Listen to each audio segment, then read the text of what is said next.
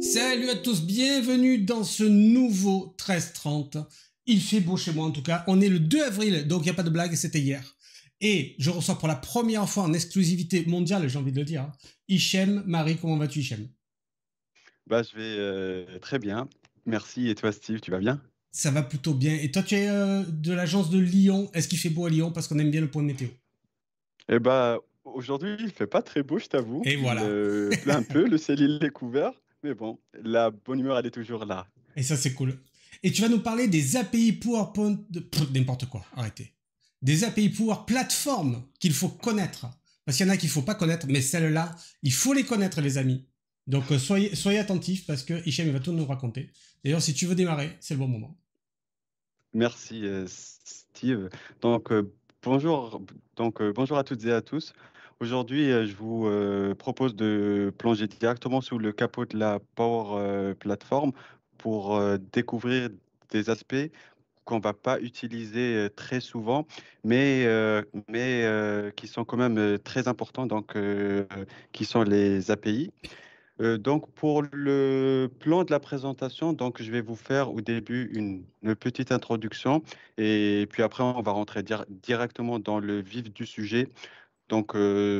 Sur les API Dataverse, sur l'API Power Apps, Power Automate, Power Platform, pardon, et les business applications. Enfin, je vais finir avec une conclusion.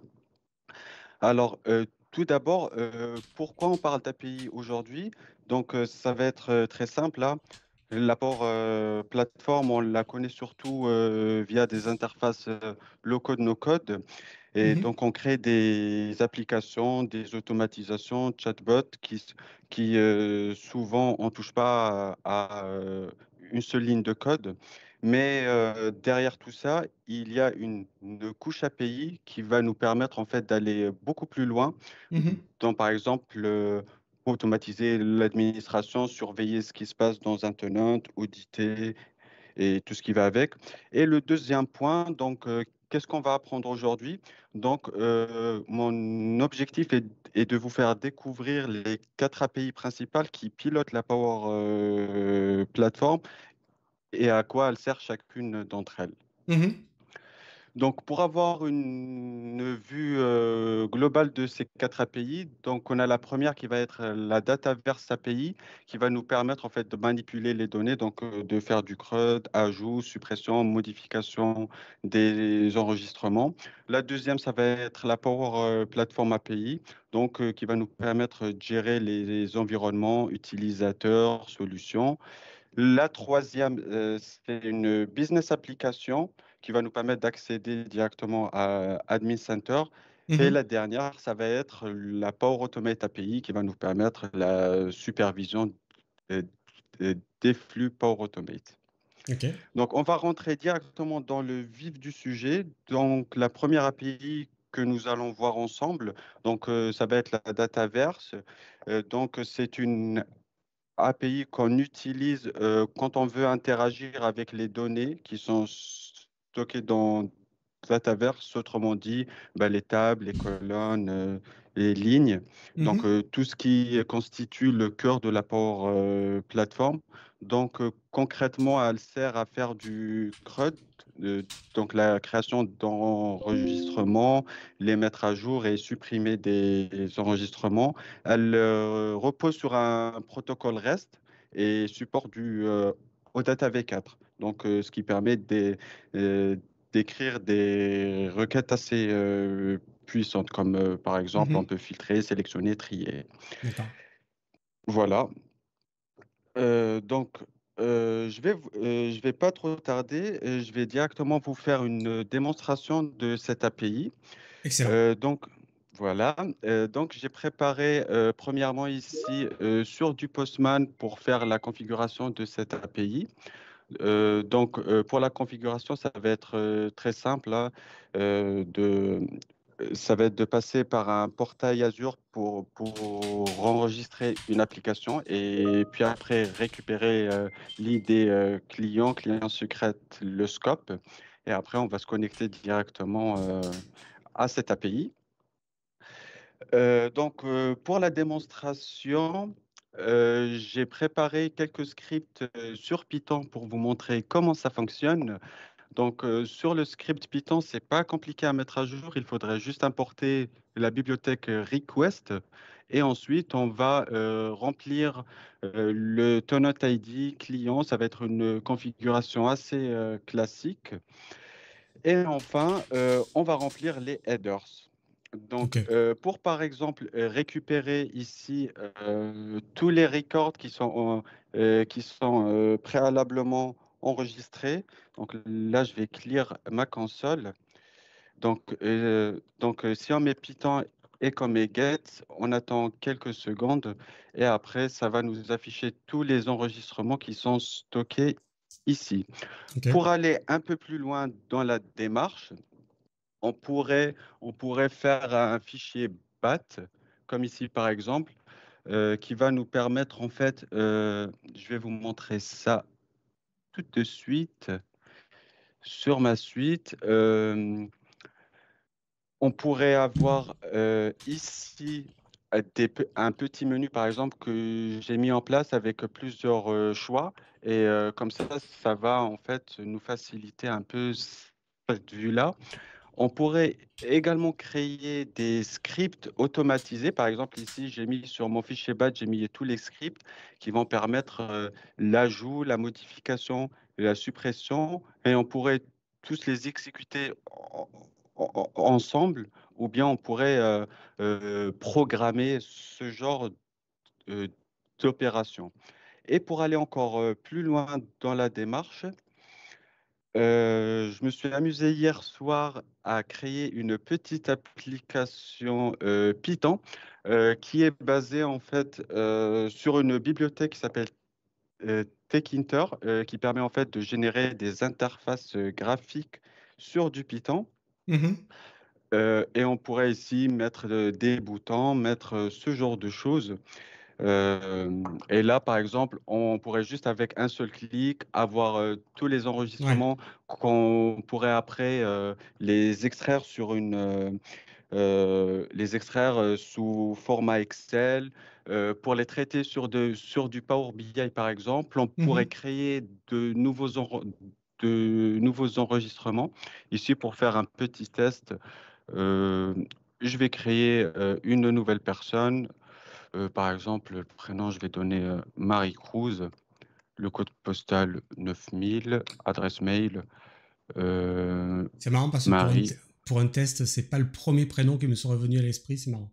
Marie Cruz, vous avez vu un peu ça? C'est les gens de Lyon, ça. Ils ont, tu vois, ils ont l'imagination Je plus loin suis que ce un que tu peu fan, imagines. en fait. Ah, joli, joli. Exactement. Marie Cruz. Ouais, je suis fan de Prison Break. Du coup, bah, il y avait une actrice Marie Cruz Ah, d'accord, dans d'accord. la série. Ok. Donc, c'est ça. Est-ce Donc, que si là, c'est celle qui joue l'infirmière, non? C'est ça? c'est pas elle, non. Ah, ok. Elle, c'est Sarah. Elle, c'est Oui, Sarah. Marie Cruz, exact. Et c'est la elle joue copine de dans Walking Dead Sucré. aussi. Ah oui, d'accord, d'accord. Ah oui, ça y est, je me rappelle. Putain, c'est pas jeune. Hein. Ok, Sucré, ok. ouais, c'est Exact, ça, c'est exact. sa copine, Marie Cruz. Voilà. Donc, si là, j'envoie ici la Marie Cruz, donc je clique sur envoyer. Donc, on va attendre quelques secondes. Ici, j'ai le statut 204 qui va me dire que la requête, elle a bien été envoyée. Donc, si là, je refresh ici, je vois bien que Marie Cruz, elle a été Cruz est ici. arrivé, c'est cool. euh, c'est ça. Et pour un deuxième exemple, ici, par exemple, pour supprimer le Clinton, Mhm, pardon, Cohen, je vais venir ici sur le delete record. Et si là, je lance parce que je l'ai déjà préparé ici pour mhm. supprimer Clinton. Donc, en théorie, ça va passer parce que l'idée, je l'ai copié à la main parce qu'on ne peut pas le copier sur du Dataverse. Je ne sais pas pourquoi ce n'est pas possible. C'est en lecture uniquement. Mhm. Donc, si j'ai pas fait d'erreur quand j'ai tapé, eh ben super, ça a marché. Ça a Si ça n'a marché. pas. On attend de voir la preuve. Ah, le mec, tout de suite, ça a marché, croyez-moi. T'es plus bon. T'es plus au bon endroit. Voilà, c'est bon. Moi, j'ai eu peur un peu de l'effet démonstration, mais ici, on voit bien Excellent, ça a bien marché. qu'il a disparu. Voilà. Bravo. Donc, donc pour conclure ici sur la démonstration, donc le fait de mettre des scripts Python, ça va nous permettre en fait automatiser des processus métiers comme par exemple des extractions de dataverse Mhm. afin de traiter les données, classifier, nettoyer, de mettre à jour en masse des enregistrements comme par exemple des migrations de données Mhm. depuis un Excel ou depuis un CRM vers un Dataverse, tout ce genre de cas. Voilà. Ok, Donc, on revient du coup à notre présentation. superbe. J'en Donc, profite pour dire il va y avoir un reboot de Prison Break bientôt. Ils sont en train de travailler sur ça. Voilà. Moi, je suis pas pour, personnellement, mais ça va avoir lieu. Vas-y, je t'en prie, tu peux reprendre. voilà. Donc, pour les avantages qu'on pourrait tirer de cette API, donc ça va être un standard REST avec du OData V4, hein. Mhm. Mais l'inconvénient, ça va être il faudrait bien connaître la structure Dataverse. Il faudrait au préalablement avoir créé les tables directement au niveau de l'environnement. Mhm. Le deuxième avantage, c'est que l'API Dataverse, elle est très bien documentée, concrètement, contrairement à d'autres API que nous allons voir après. Mhm. L'inconvénient, c'est que ça demande en fait de faire toujours des requêtes un peu avancées, Ouais, comme par exemple du expand et tout ce qui va avec. C'est très très flexible au niveau du creux des relations entre les tables, mais l'inconvénient, ça va être toute la gestion des relations parce qu'on va pas avoir d'interface ouais. graphique, ce qui peut rendre un peu les choses un peu délicates. Et dernièrement, oui, c'est ça. Oui, ça Et marche. dernièrement, voilà, c'est que c'est compatible avec du Power Apps, c'est du Power Automate, mais par contre, il faudrait faire une authentification. Voilà, il faut faire une OTA 2. Ouais. euh, il faut la mettre en place au préalable. Sinon, on ne pourra pas se connecter à l'API, tout simplement. C'en est. Euh, voilà. Voilà pour cette API. On va passer maintenant à l'API Power Platform. Donc, c'est une API qui est idéale pour ceux qui veulent administrer un tenant Mhm. comme un pro. Voilà. Moi, je dis ça comme ça. Donc, que ce soit t- t- dans la logique DevOps, de gouvernance ou de déploiement automatisé. Donc, concrètement, à l'API Power Automate, donc, qui cible uniquement des flux. Donc, dans la Power Platform API, donc, elle nous permet en fait de gérer toute l'infrastructure de la Power Platform. Donc, comme par exemple, lister, supprimer, créer des environnements, Mhm. attribuer ou retirer des utilisateurs de ces environnements. Et, on pourrait également surveiller les solutions déployées dans chaque environnement. Donc, ce qui Ok. peut être particulièrement utile dans des contextes, par exemple, de déploiement industriel, tout ça. Certes. J'ai une Euh, question du chat sur ce que tu évoquais avant, la précédente API. On nous dit oui. pourquoi utiliser plutôt ce vient d'être présenté plutôt qu'une base de données plus classique. En fait, une base de données plus classique, c'est-à-dire, ça veut dire, Je pense que peut-être pas la Power Platform. C'est ce que je comprends dans la question. pourquoi ne pas passer par une base de données autre que Dataverse? Si c'est ça la Je sais pas. question. Monsieur Mandicore 0806 précise la question et on avance, d'accord. Voilà. Et quand il nous Ça marche. dira, on ira plus loin. Vas-y, tu peux Ça marche. continuer. Bon, dès qu'il nous dira, je prendrai le plaisir là, de lui répondre à sa question. Donc, voilà, ici pour la présentation du coup de cette API. Donc, concrètement, cette API de l'apport plateforme API, je pourrais utiliser des méthodes classiques comme par exemple du get, du patch ou du post pour administrer mes environnements de manière très fine. Comme par exemple avec le get, on pourrait lister tous les environnements existants, voir leur type, hein, par exemple production, sac à Mhm. sable, développeur, leur statut d'activation, donc leur créateur, etc. Et cela, en fait, va permettre de faire un audit rapide et de récupérer les environnements orphelins, par exemple, pour les supprimer ou de préparer un reporting automatique de la structure. Voilà. Et après, grâce au patch, on pourrait encore aller un peu plus loin. On pourrait, par exemple, modifier les propriétaires de l'environnement, mettre à jour, mettre à jour les utilisateurs affectés Mhm. ou de changer les paramètres de sécurité ou de gouvernance. Typiquement, je pourrais automatiser euh, des actions comme par exemple ajouter un nouvel utilisateur, retirer un utilisateur qui a quitté un projet. Mhm. Ces méthodes, pardon, elles vont nous permettre en fait de faire de la gouvernance dynamique sans passer par des centres d'administration.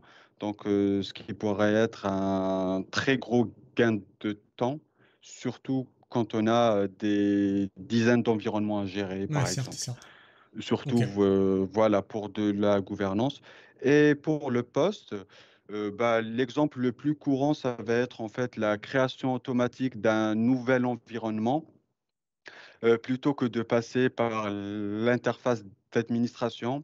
Et donc, je pourrais, avec une simple requête poste, générer des environnements de sandbox ou développeurs en quelques secondes seulement. Je Mhm. pourrais définir dans la requête le nom de l'environnement, la zone géographique, comme par exemple l'Europe, États-Unis, le type de licence que je veux mettre à l'intérieur, soit développeur, sandbox prod, et on pourrait aussi même mettre des paramètres avancés comme par exemple l'activation de Dataverse à l'intérieur de l'environnement.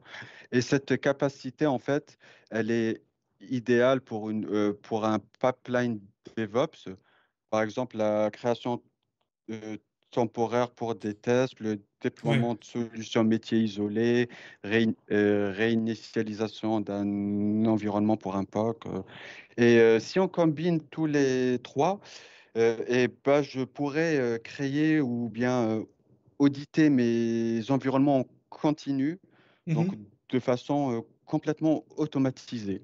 Donc, ce qui peut être vraiment super à mettre en place. Et donc, pour les avantages, donc, comme j'ai dit précédemment, pardon, ça va être idéal pour de la gouvernance, mais mais c'est pas très connu pour ça. Et donc, forcément, on va avoir beaucoup moins d'exemples disponibles. Ouais. Ça va nous permettre aussi d'automatiser de l'administration, mais il y a un peu de granularité en fait dans les rôles utilisateurs. Mhm.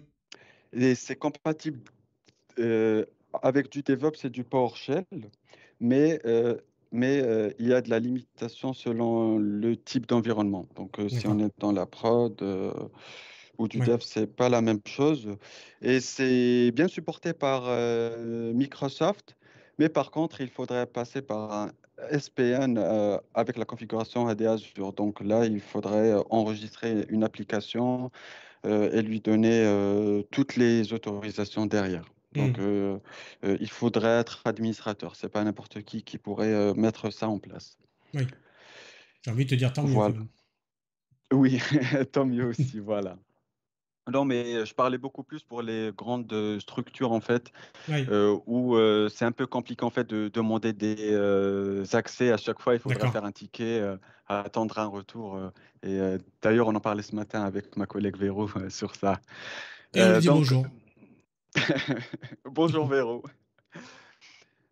Donc, maintenant, je vais passer à la troisième API, donc, qui va être l'API Port Automate. Donc, c'est une API, en fait, qui va nous permettre de lister les environnements. Donc, avant d'interagir avec des flux via l'API, donc, il y a des étapes incontournables à faire. Donc, c'est, par exemple, la récupération de la liste d'environnements, même si on peut le faire avec avec l'API Power Platform, bah, l'API Power Automate également, elle peut faire la même chose.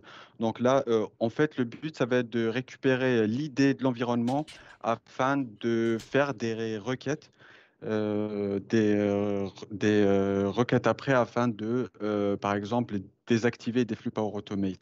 Donc, il est important en fait de récupérer l'idée de l'environnement. Donc, pourquoi? Bah, tout simplement parce que chaque flow appartient à un environnement précis, sur les environnements par défaut, par exemple, ou de la prod. Et quand on fait une requête API pour lister les flux et les désactiver, bah, on doit obligatoirement spécifier dans quel environnement on travaille. Voilà. Mhm. Euh, mais, euh, mais cette API, elle n'est pas très documentée, mais elle est super, mais elle est super utile pour l'audit. Je vais vous montrer ça juste après. Une fois que j'ai spécifié l'environnement, je pourrais aller plus loin. Donc, la première action que je vais faire, ça va être de lister tous les environnements Power Automate qui existent. Mhm. Et après, grâce à cette requête, bah, on va récupérer bah, le nom du flux, le statut, la date de création, la personne qui l'a créé. C'est un appel très puissant en fait parce qu'il permet bah, de donner une vision très complète de l'activation de l'automatisation. Par exemple, je pourrais récupérer tous les flux qui ont été abandonnés ou ceux qui tournent pas trop longtemps ou ceux qui ont été créés juste par erreur ou que pour des tests. Voilà. Ok. Pour la démo, je vais revenir sur Postman. Allons-y. Voilà. Donc ici, la première requête ici que fait, j'avais faite. Donc ici, ça va être la même. Pardon, je n'ai pas parlé de la configuration. Donc ici, ça va être la même chose en termes de configuration que la première API de Dataverse, hein. Donc une fois que j'ai exécuté ici ma requête, qui est du get, hein, ici. Mhm. Ici, je récupère le nom technique de l'environnement qui est ici. Et je récupère tous les environnements que j'ai. Ici, j'en ai quelques-uns. On pourra avoir toutes les spécifications, enfin, toutes les spécifications, voilà, et les données de chaque environnement. Une fois que c'est fait, eh ben, je copie ici l'idée et je vais dans ma deuxième page ici et je le colle ici au niveau de ma requête afin Ok. de spécifier dans quel environnement je souhaite récupérer tous mes flux.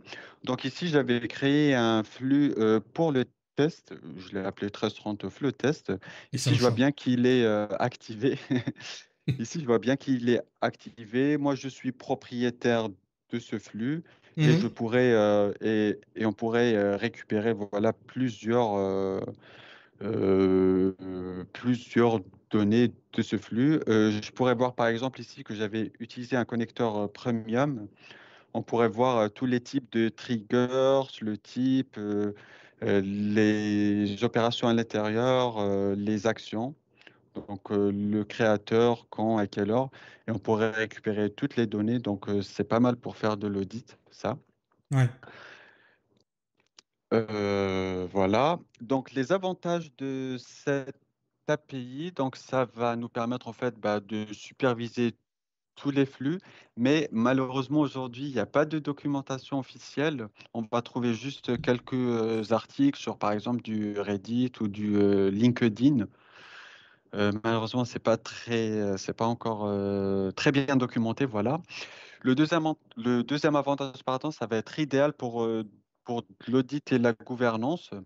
Mais par contre, la structure des endpoints, en fait, elle n'est pas stable et ça nous permet en fait de désactiver les flux. Mais par contre, pour désactiver les flux, il faudra passer par du PowerShell. C'est un point un peu négatif que j'ai identifié. On ne pourra pas passer directement via du Postman pour gérer ou via d'autres outils. Donc, il faudra obligatoirement passer par du PowerShell. Et ça nécessite de l'exploitation manuelle des endpoints. Voilà. Mhm. Et le dernier avantage, donc, c'est un très bon complément pour l'apport plateforme API. Donc c'est super bon pour ça, voilà. Et l'inconvénient pour ça, c'est que c'est difficile en fait à monitorer s'il n'y a pas un outil dédié comme du PowerShell. Voilà. Ouais. Alors, pour info, il nous reste 5 minutes. 5. Ça marche. Bon, bah, je vais faire vite sur cette dernière API. Donc, la dernière API que nous allons voir, ça va être l'API, ça va être la business application. Donc là, pour vous faire une petite définition, donc ça va être tout simplement une application qui va répondre à un besoin métier très spécifique dans une entreprise. Donc, contrairement aux autres API, celle-ci, elle est très restreinte, pardon. On ne peut pas l'appeler directement comme une API classique.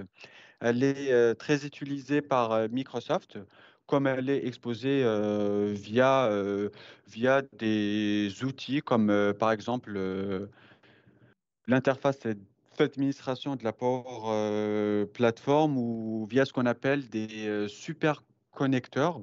Donc, c'est-à-dire bah, les connecteurs qui sont personnalisés avec des droits très spécifiques. Mhm. Et elle permet en fait d'accéder à certaines métadonnées ou à des données liées qu'on ne va pas trouver toujours dans les autres API. Elle supporte bah, les opérations comme du select ou du expand afin de filtrer ou d'étendre les données retournées.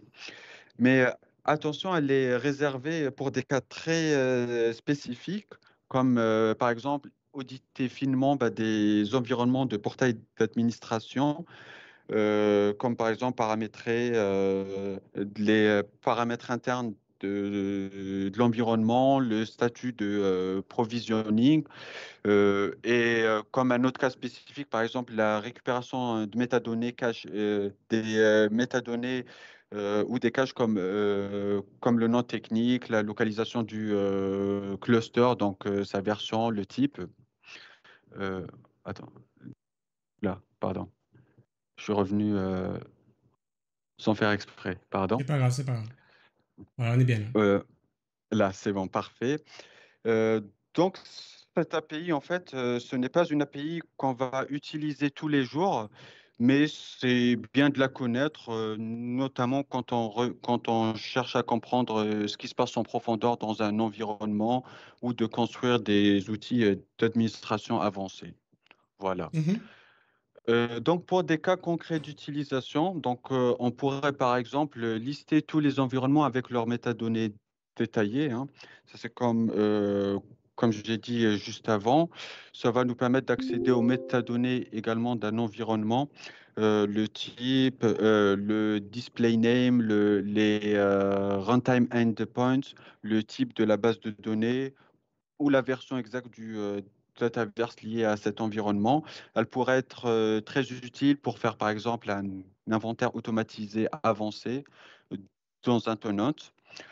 Le troisième point, ça va être lister toutes les solutions installées dans un environnement. Donc, obtenir toutes les solutions Dataverse, hein, gérées ou non gérées, avec leur publisher, version, le type, etc. Elle sera idéale en fait pour les équipes DevOps ou de gouvernance qui veulent savoir quelle solution est déployée, si elle est à jour ou pas, si elle est modifiée manuellement ou pas. Le quatrième point, ça va être explorer les relations entités-tables dans Dataverse. Donc, on Mhm. pourra accéder à des traces comme, par exemple, la dernière modification dans un environnement, le dernier utilisateur ayant modifié une solution. Ce n'est pas complet, mais très utile pour des pistes d'audit complémentaires. Voilà. Voilà. Et le dernier point, bah, ça va être l'extraction des logs d'activité de certains objets limités, OK. tout simplement. Donc, pour les avantages, ça va être, on va avoir un accès aux données utiles internes utiles, mais ce n'est pas accessible via du SPN. tout D'accord. simplement. SPN, c'est le service principal name, hein. Ça, c'est le fait de se connecter avec un ID client, secret client, le tenant ID. On pourrait récupérer des champs système avec, mais c'est impossible à utiliser avec des scripts automatisés. Donc, il n'y aura pas des automatisations au niveau de cette API. Elle supporte de l'expand et du select, donc pour des tris par exemple. Mais sa documentation, encore une fois, comme l'apport plateforme, elle est très très limitée. Voilà, Mhm. ça c'est un inconvénient que j'ai pu identifier durant mes recherches. Et le dernier avantage que j'ai identifié, elle pourrait être très utile pour des outils admin avancés, mais ce n'est pas conçu pour l'usage de développeurs classiques. Voilà. Ok. Pour conclure, à travers ces API, donc Microsoft elle nous offre une vision très complète de l'apport plateforme. Donc, on pourrait interagir avec les données, suivre l'activité des utilisateurs, gérer des flux automatisés ou de piloter toute la plateforme. Voilà. Chaque API, elle va répondre à un besoin très spécifique, comme la supervision, l'automatisation et la gouvernance. En résumé, bah, les API en fait, que je viens de vous présenter sont une clé très puissante pour l'apport plateforme, donc plus connectée et surtout plus adaptée aux enjeux de l'entreprise. Voilà. Très bien. Mais écoute, merci, c'était drôlement bien. C'était bien complet. Et vous ne partirez pas sans que je vous ai dit que la semaine prochaine, dans le 1330, nous avons Copilot dans Power Platform, et donc encore du Power Platform. Accélérer le cycle de développement, et ce sera avec l'inénarrable Sylvain Gross. Merci beaucoup, Hichem, pour ce premier 1330. Ça va, ça t'a plu? Avec plaisir. Ah bah c'était super. J'ai bien aimé. C'était Allez, super. salut le chat, on vous dit à la semaine prochaine. Allez, salut. Au revoir. À bientôt. Ciao, ciao.